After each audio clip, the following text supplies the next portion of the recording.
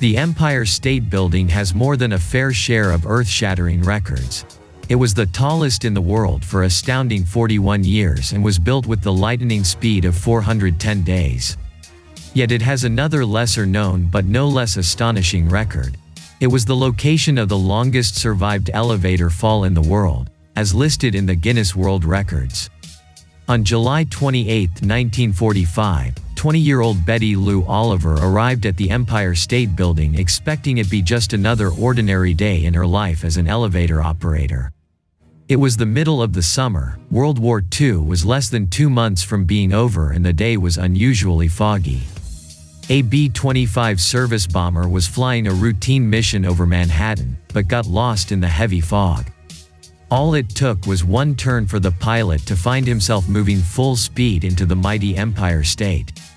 The plane crashed into the north side of the building between the 78th and 80th floors, making an 18 by 20-foot gaping hole. The pilot and the 2 crew members on board were instantly killed, along with 11 unsuspecting people inside the building.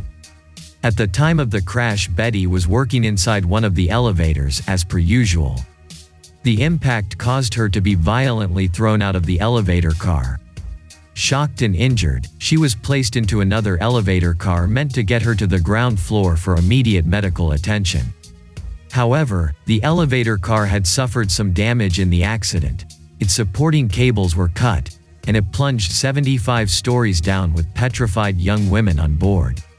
Astonishingly, she survived the fall and lived to tell the tale of how that day she cheated death not once but twice. Apparently, the air pressure served as a buffer slowing down the fall, and the cut wires that had accumulated on the bottom of the shaft softened the impact.